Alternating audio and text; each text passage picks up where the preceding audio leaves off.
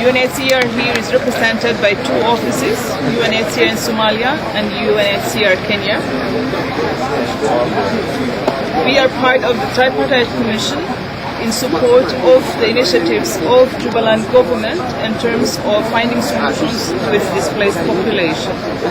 As you know, Kismayo is the main area of return for refugees from Kenya, specifically from Dadaab, and we would like to express or rather demonstrate our serious commitment in supporting the government in making sure that the environment that will enable for people to return will be achieved in line with its plan.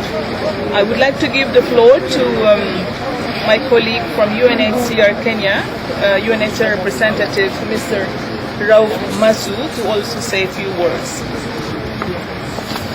My name is Rauf Masu. I'm the UNHCR representative in Kenya, and we're very pleased to be here today as part of the Tripartite Commission meeting that is taking place here.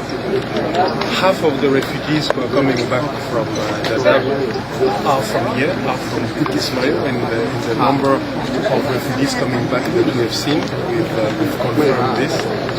So the purpose of our discussion here is to see what more can be done to support those who would like to come back to their place of origin. Thank you very much. For refugees, Department of Refugees Kenya. I have worked with refugees in Dadaab, and I am happy that we have come here to Kismayo to see how those who have already come back, the 10,000 refugees have already come back home, and we are so excited about that. And we look forward to even to a greater number this year.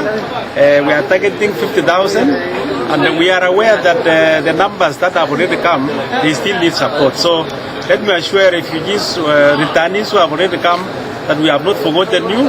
We know you need education for your children, you need livelihoods, and we are going to visit the site today so that we can get that support come back to you. So I'm very grateful to Jubaland.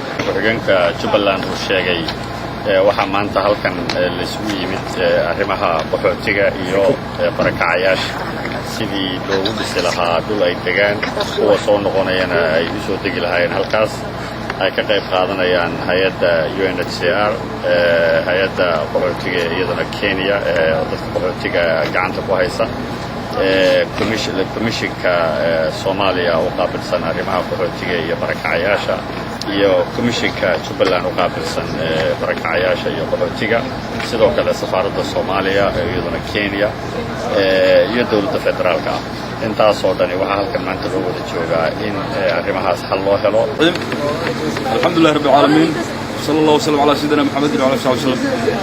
Maanta waxaan soo gaaray wafdi ballaaran oo ka socdo dawladda federaalka Soomaaliya, UNHCR iyo dawladda Kenya. socodkoodu wuxuu ahaa sidii loo soo celin lahaa qaxootiga Soomaaliyeed ee ku dhaqan dalka Kenya. waxaa kaloo la socdo IOM iyo Norwegian. waxaan isku afgarannay qaabka hore loogu heshiiyey oo ahaa saddex geesoodka dawladda federaalka Soomaaliya iyo dawladda Kenya iyo UNHCR heshiiska hore oo galeen oo soo celinta qaxootiga Soomaalida ee dalka Kenya ku dhaqan dib loo soo celin lahaa. haddii la soo celin lahaa marka qaxootigu wuxuu u baahan yahay in loo diyaar garoobo soo celintii.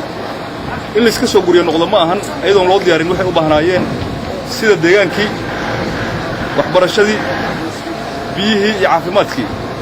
annagu haddaan Jubaland nahay waxaan u ballan qaadnoo siinay dhulkii ay degi lahaayeen qaxootigaas oo ah intay u baahnaayeen oo dhul ah